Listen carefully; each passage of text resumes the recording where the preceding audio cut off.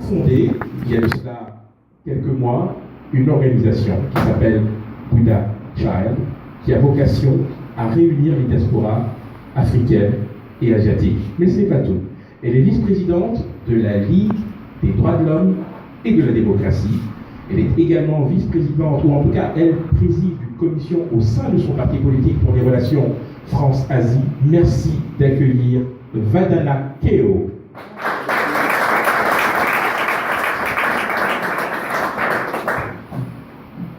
Merci beaucoup Henri, merci à toute l'équipe de Oshola. Je suis vraiment très contente d'être parmi vous, même si à Paris ou à Bruxelles il fait gris. Mais je préfère être ici, puisque ici on est dans une soirée très conviviale et très chaleureuse. Donc merci pour votre présence parmi nous. Et sinon, qui je suis, ce que je fais, à quoi je m'engage. Alors qui je suis, Henri un petit peu il a très bien présenté ma personne, mais sinon je vais le compléter. Donc je suis juriste de formation. J'ai été pendant 17 ans dans le notariat. Donc j'ai fini responsable de service dans la construction et l'immobilier. Je forme du coup les professionnels de l'immobilier et j'ai très longtemps fait des études, puisque je suis une éternelle étudiante. Pour moi, il est nécessaire d'apprendre et toujours d'apprendre. On apprend toujours plein de choses, même avec nos enfants. Et donc, du coup, j'ai commencé à penser à l'avenir des gens, à l'avenir de mon pays, et à partir de là, je me suis dit qu'il fallait absolument que je sois beaucoup plus active pour aider mon pays. Pourquoi mon pays? Tout simplement parce que je suis d'origine cambodgienne et que j'ai vécu la guerre de Pol Pot. Je suis née sous le régime de Pol Pot. Et évidemment, pour un enfant en bas âge, ce n'était pas évident de survivre sous ce régime, surtout qu'il y a eu la plupart des Khmers, beaucoup de décès. Donc je pense que vous connaissez tous le régime de Pol Pot, ou du moins vous avez entendu. En tout cas, n'hésitez pas à venir me voir si vous ne connaissez pas ce régime, parce que je vous en parlerai avec grand plaisir. Aujourd'hui, je peux, puisque aujourd'hui, je suis libérée de cette souffrance, et je voudrais justement qu'on puisse abattre, et que plus jamais un enfant ne doit souffrir de ces bêtises humaines. Donc, je suis entrepreneur.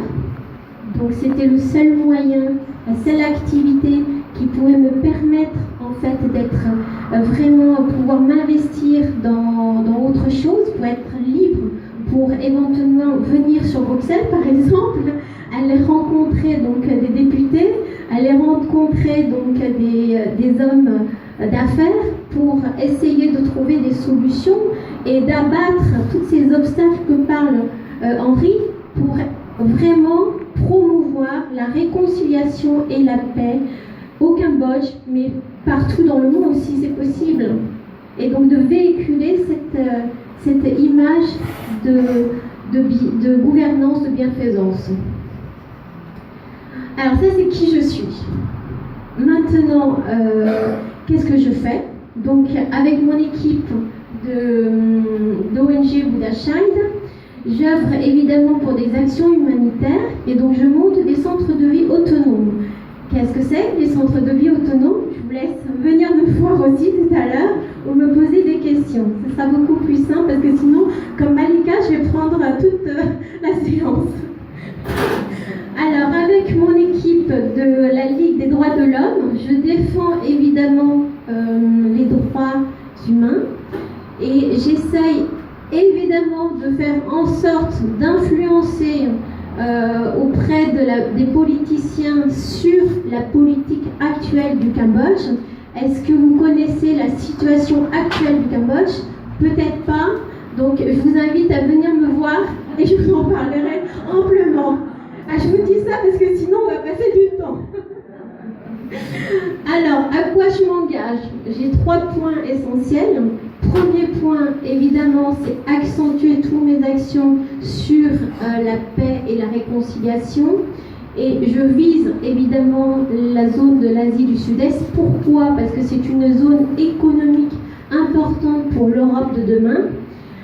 Deuxièmement, je vise évidemment à promouvoir l'autonomie financière des associations et notamment par les créations de mes centres autonomes.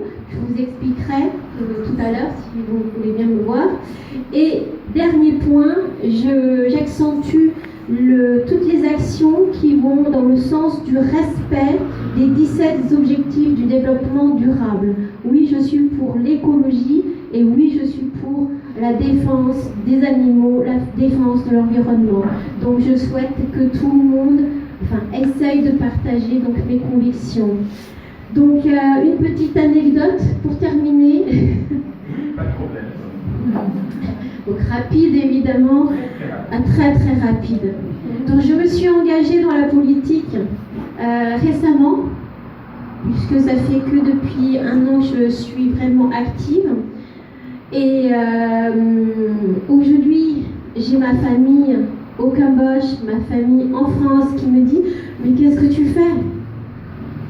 Mais oui, qu'est-ce que tu fais? Puisque certains ne comprennent pas. Surtout ma maman. Ma maman, elle me dit je te sors de la guerre et toi, tu veux mourir. Ah bah oui, parce qu'avec évidemment les politiciens cambodgiens, ce n'est pas évident. Et donc du coup, j'ai répondu à ma maman et je lui ai dit la même chose que tout à l'heure. Je ne veux plus voir souffrir les enfants. Voilà. Et aujourd'hui, je suis candidate et la première femme asiatique candidate aux européennes pour 2019.